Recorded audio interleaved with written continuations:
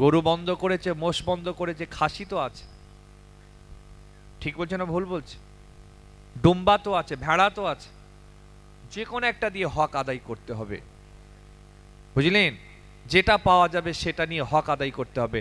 এবং যাদের ওপর কুরবানি ওয়াজিব নয়, আপনাদের দেওয়ার কোনো দরকার নেই।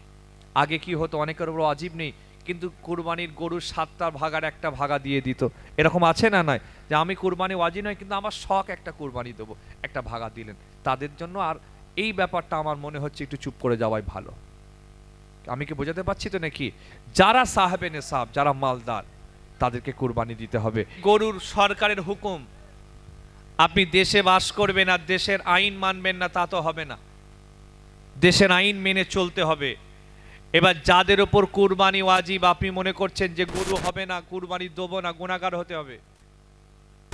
যারা সাহেবে নেশাব, যারা মালদার, যাদের ওপর কুরবানি দেওয়া ওয়াজিব, আপনাদেরকে কুরবানি দিতে হবে।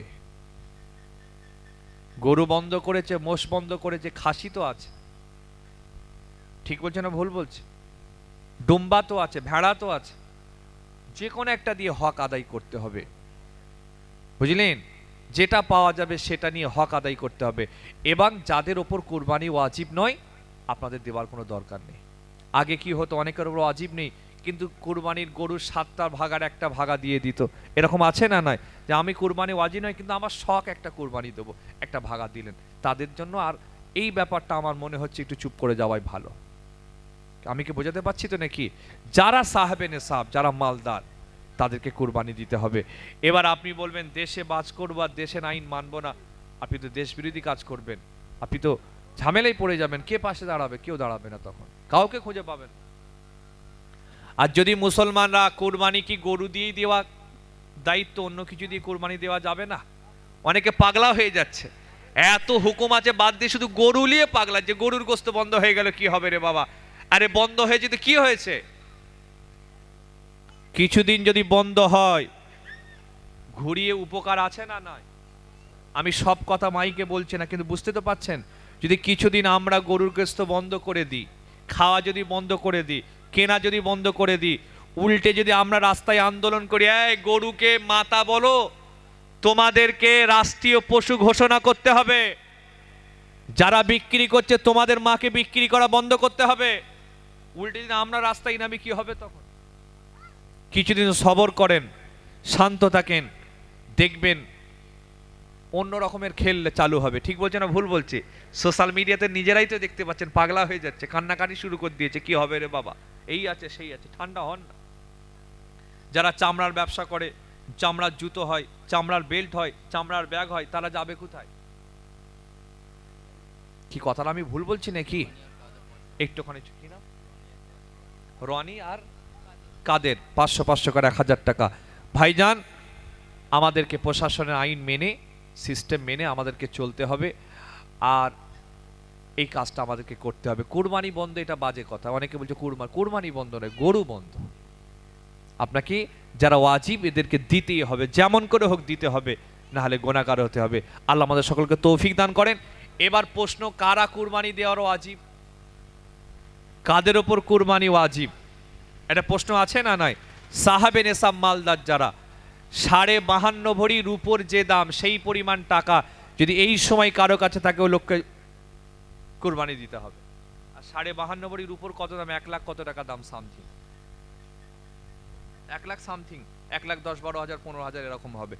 কারো কাছে যদি থাকে এই সময়, ও লোককে কুরবানি দিতে হবে। আমাদের বাড়ির ছেলেদের ম্যাক্সিমাম না হলো, মেয়েদের কিন্তু ম্যাক্সিমাম কুরবানি দিতে হয়, কারণ মেয়েদের কাছে টাকা না থাকলে সোনা আছে না? নয়, এক ভরি সোনার দামই তো অনেক। এই জন্যে আপনাদের ইমাম আছেন, মুয়াজ্জিন সাহেব আছেন, এলাকার আলেম ওলামা আছেন, তার কাছে গিয়ে আপনারা জিজ্ঞাসা করবেন যে আমার এই ক্রাইটেরিয়া, আমার উপর কুরবানি ওয়াজিব কিনা, জিজ্ঞেস করে নেবেন যে আমার এই আছে, এই আছে, এই আছে, আমি কি কুরবানি দেব?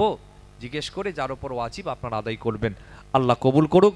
আমরা আর আমাদের জন্য খাস আল্লাহর কাছে দোয়া চাইবে তো নাকি? ইনশাআল্লাহ ভারতের জন্য, বাংলার জন্য আমাদের দায়িত্ব এসে গেছে প্রত্যেক দিন দোয়া চাওয়া, আল্লাহর কাছে তাওবা দিতে হবে, কাঁদতে হবে, তবেই তো আল্লাহ আমাদেরকে আকাশের একটা যে মেঘলা আমাদের মাথায় এসেছে, আল্লাহ মেঘলাটা দূর করবেন ইনশাআল্লাহ। এই ভরসা রেখে আমি সংক্ষিপ্ত বক্তব্য এখানে ইতি করছি। আল্লাহ চাইলে আবার কথা বলবো। আশেপাশে যখন আসবেও, নাম যখন শুনবেন, ফুরফুরা শরীফের আমজেদ হুজুরের ছেলে সৈয়দ হাম্মাদ বুখারী আসছেন, যাবেন তো নাকি ইনশাআল্লাহ? যাবেন তো নাকি ইনশাআল্লাহ? আর ফুরফুরা শরীফে গেলে আমার বাড়িতে দাওয়াত আপনাদের, দাওয়াত আপনাদের। ফুরফুরা শরীফ যখন যাবেন, এই তো মাশাআল্লাহ, আমার বাড়িতে আসবেন, দাওয়াত আপনাদের। শুক্রবারে গেলে খুব ভালো হয়। আমার আব্বা হুজুর পীর কেবলা থাকেন, আমরাও থাকি, ফুরফুরার সমস্ত হুজুর ভাই সাহেবরা থাকেন। আমাদের বাড়িটা একটুখানি ভেতর দিকে, গরিব মানুষ তো আমরা, একটু পাঁচতলার ভেতরে থাকি, বুঝতে পেরেছেন তো, একটু ভেতরে।